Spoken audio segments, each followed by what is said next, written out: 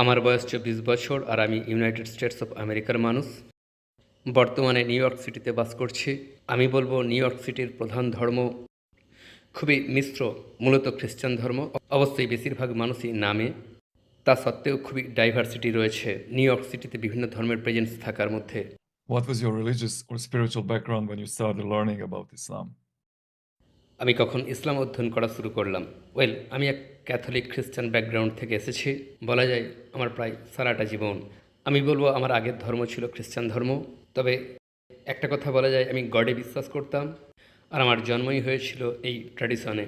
তার মানে এটা নয় এই ধর্মটাকে আমি ঠিকঠাক বুঝতাম, অথবা এটাও বলা যায় না যে এই ধর্মের বিষয়বস্তুগুলো আমার কাছে যুক্তিপূর্ণ বলে মনে হতো, বিশেষ করে তৃত্ববাদের ধর্মতত্ত্বটা। আর আপনি যদি বলেন যে যখন আমি ইসলামকে খুঁজে পেলাম তখন আমার ধর্ম ঠিক কী ছিল, আমি বলবো 100% ক্যাথলিক ধর্ম। Did you feel spiritually unfulfilled before discovering Islam? খুব ছোটবেলা থেকেই আমার আধ্যাত্মিকতার খোঁজ শুরু হয়েছিল।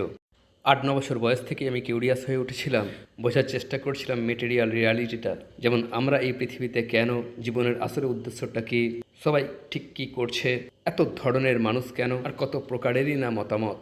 তাই বলা যায় আমার সব সময়ই ছিল একটা আধ্যাত্মিক ক্ষুধা আর তৃষ্ণা। আর নিশ্চিত রূপেই আমি অনুভব করতে পারিনি, অথবা বলা যায় সন্তুষ্ট হতে পারিনি। আসলে আমি জানতামই না দৃঢ় সত্য ধর্মীয় পরিচয় বলে কিছু আছে কি না। কারণ আমি মনে করি না লোকেরা ধর্মকে সিরিয়াসলি আদেও নিত কি না, পার্টিকুলারলি আমার এরিয়াতে। অ্যাটলিস্ট আমার পরিবার তো মোটেই না। তাদের কাছে এটা ছিল অনেক বেশি সাংস্কৃতিক বিষয়। তাই বলা যায় আমরা ছিলাম কালচারালি ক্যাথলিক, আর একই সাথে গডে বিশ্বাস করতাম।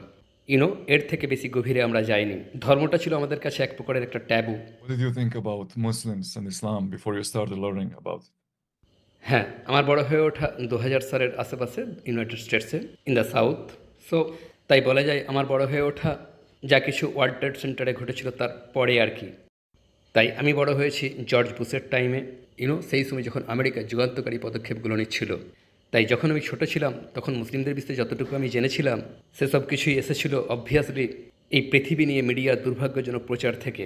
বাট আলহামদুলিল্লাহ ছোটোবেলা থেকেই দুনিয়া ঘোরার সুযোগ পেয়েছিলাম, কারণ আমার পিতা তিনি বিদেশে ব্যবসা করতেন। তাই তিনি আমাকে ছোটোবেলা থেকেই বাইরে নিয়ে যেতেন। And আমি যখন ছোট ছিলাম মিডল ইস্টে যাওয়ার সুযোগ পেয়েছিলাম, এমনকি ইজিপ্ট, টার্কি, ফিলিস্তিনেও গিয়েছিলাম। আর সেখানে অল্প বিস্তর ইসলামকে দেখার আমি সুযোগ পেয়েছিলাম। এটা ছাড়া ইসলামকে জানার সুযোগ ইউনাইটেড স্টেটসে ছিল না, কারণ অন্যভাবে তথ্য পাওয়ার সুযোগ তখন ছিল না। আর তাই মিডল ইস্টের এই ভ্রমণটা আমার আন্ডারস্ট্যান্ডিংটাকে প্রশস্ত করে দিয়েছিল। বুঝেছিলাম যে এই দুনিয়াতে মুসলিমরা বসবাস করে এবং তাদের একটা ধর্ম আছে, কিন্তু তার আগে মুসলিমদের বিষয়ে আমার কোনো ধারণা ছিল না। যেটা আমি বলতে চাইছি, আগে যেটা আমি জানতাম তার আগে মুসলিমদের বিষয়ে যে ইমপ্রেশনটা আমার ছিল, দেখুন এখানে বলা ঠিক হবে কিনা বুঝতে পারছি না। আসলে মুসলিমরা হলো বিন লাদেন, একমাত্র তাকেই আমি মুসলিম হিসাবে জানতাম, এবং এটা দুর্ভাগ্যজনক, বাট এটাই ছিল বাস্তবতা। তারা আমাদেরকে মিলিয়ে ফেলতে শেখাচ্ছিল। যে সমস্ত লোকেরা তার মতো দেখতে, পাগড়ি, দাড়ি, আলখাল্লা, তারা নেগেটিভ থিংস, আসলে তারা শত্রু। আমি জানি না তারা ইচ্ছা করে এটা করছিল কি না, তবে এটাই ছিল সেই যুগের এই এরিয়ার মানসিকতা। তবে আমার স্পষ্টভাবে মনে আছে তখন আমার বয়স ৮ কিংবা ৯ বছর, বন্ধুদের সাথে শুটিং রেঞ্জে বন্দুক চালাচ্ছিলাম, সামনে ছিল বিন লাদেনের ছবি। আমরা সবাই গুলি চালিয়ে মজা পাচ্ছিলাম, কারণ তিনিই ছিলেন এনিমি। তাই আমি বলছি এই সবই ছিল আমার সেই সময়কার স্মৃতি মুসলিমদের বিষয়ে, ঘুরিয়ে বললে ইসলামিক ধারণা। What motivated you to start learning about Islam? আমার মনে হয় ইসলামের প্রতি আমি সবসময় অ্যাট্রাক্টেড ছিলাম, এমনকি আমার ছোটোবেলা থেকেই ইসলামের প্রতি আমার একটা স্ট্রং অ্যাট্রাকশন ছিল। এই ধর্মের বিষয়ে আমি খুবই কিউরিয়াস ছিলাম। যখনই আমি এই ধর্মের সংস্পর্শে এসেছি, আমার সারা শৈশবটা জুড়ে সবসময় আমার অ্যাটেনশন ড্র করেছে।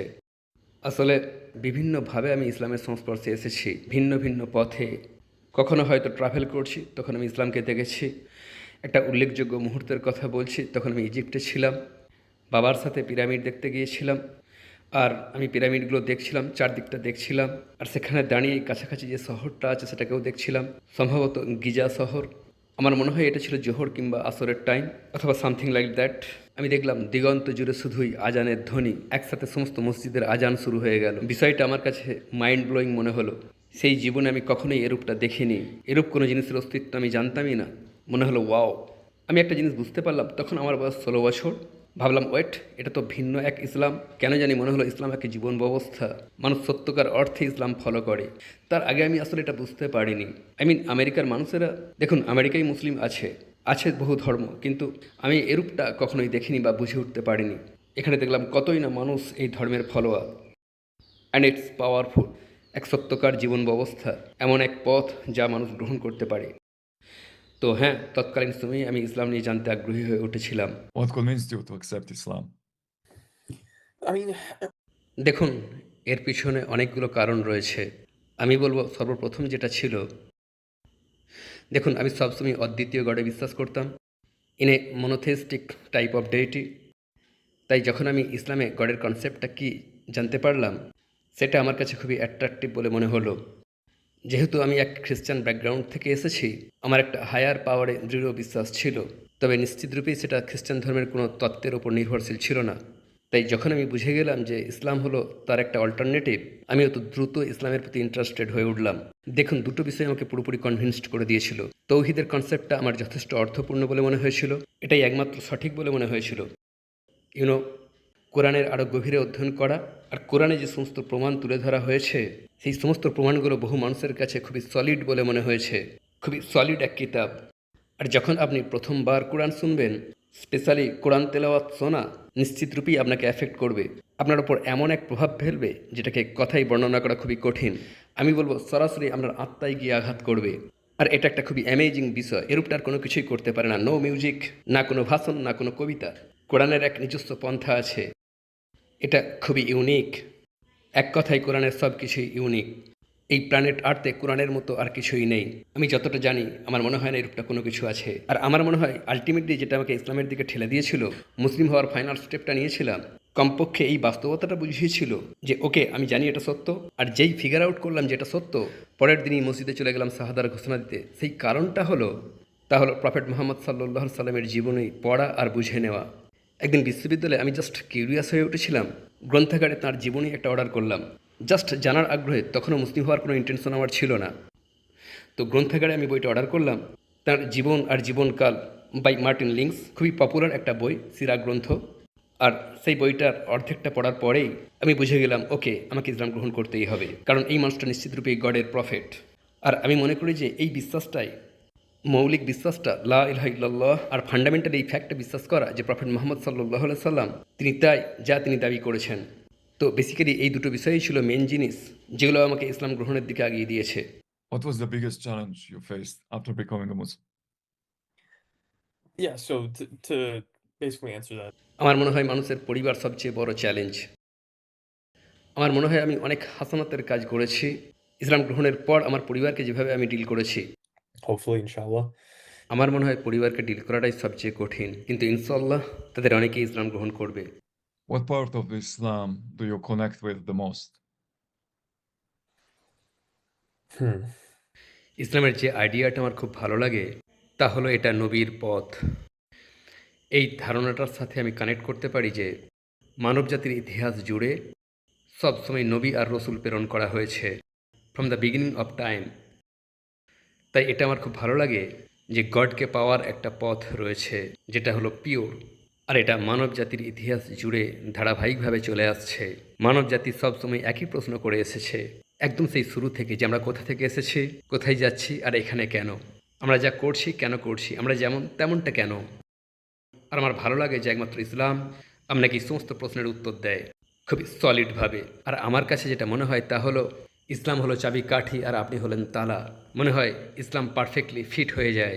Perfectly fits in that it's especially having not been Muslim before and then becoming a Muslim, you understand that, like, wow, subhanAllah, like, মানব জাতির ইসলামকে প্রয়োজন সাইকোলজিক্যাল ডেভেলপমেন্টের জন্য, আধ্যাত্মিক ডেভেলপমেন্টের জন্য, এমনকি ফিজিক্যাল ডেভেলপমেন্টের জন্য। জীবনে ইসলাম থাকা, অদ্বিতীয় গডের অস্তিত্বে দৃঢ় বিশ্বাস থাকা, আর একজন নবীর পথকে অনুসরণ করতে পারা আপনাকে এমনভাবে পরিপূর্ণতা দান করবে যেমনটা এই দুনিয়ার আর অন্য কোনো কিছুই পারবে না। আর এই কারণেই হয়তো আজ বহু মানুষ ইসলাম গ্রহণ করছে। তখন দেখবেন আর অন্য কোনো কিছুই ম্যাটার করছে না। যতক্ষণ এই পথের ওপর দাঁড়িয়ে থাকতে পারবো, I will be okay. so আর ইসলামের যে বিষয়টা সবচেয়ে ভালো লাগে তা হলো সিকিউরিটি।